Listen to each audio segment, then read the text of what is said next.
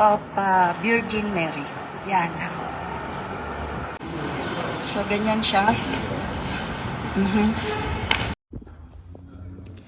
The tomb of the Virgin Mary is a 1st century underground rock cut tomb located in the Church of the Assumption at the foot of the Mount of Olives in Jerusalem's Kidron Valley, venerated by Eastern Christians as the burial place of Mary, Mother of Jesus.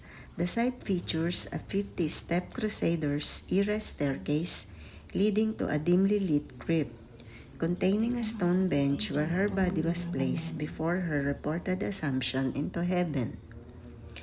The church is situated near the Garden of Gethsemane, making it a key stop for pilgrims in Jerusalem. It is considered the burial site by the Eastern Orthodox and Armenian Apostolic churches, which believe she died there and was later taken to heaven. The crypt is filled with icons, hanging lamps, and incense. Inside the edicule, a glass-covered stone bench is believed to have held Mary's body. The crypt also contains chapels with tombs for Joseph, Mary's husband, and her parents, Joachim and Anne. Ang libingan ng Birheng Maria ay isang 1st century underground rock-cut tomb na matatagpuan sa Church of the Assumption sa paanan ng Mount of Olives sa Kidron Valley ng Jerusalem. Pinarangalan ng mga Eastern Christian bilang libingan ni Maria, ina ni Jesus.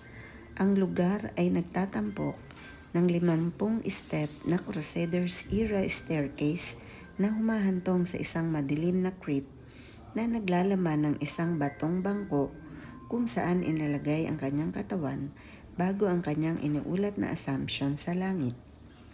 Matatagpuan ang simbahan malapit sa hardin ng Gethsemane.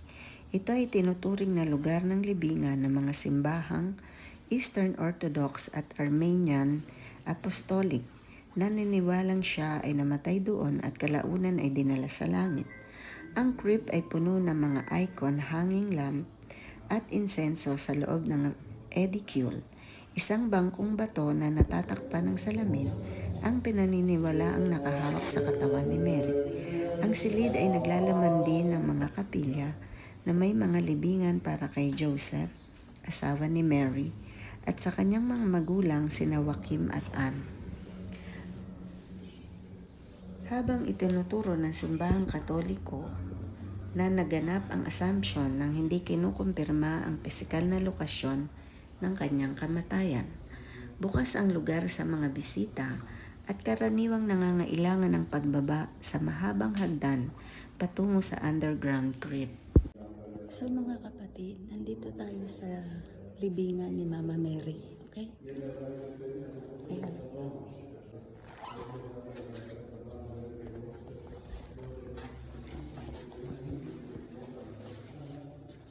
Yan ang libingan ni Mama Mary. Okay?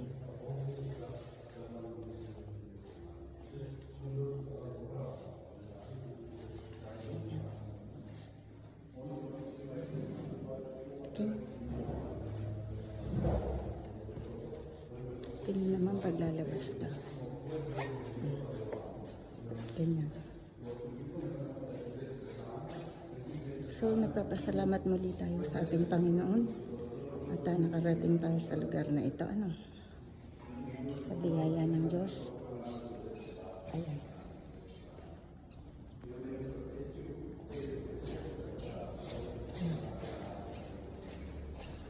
Todara ba?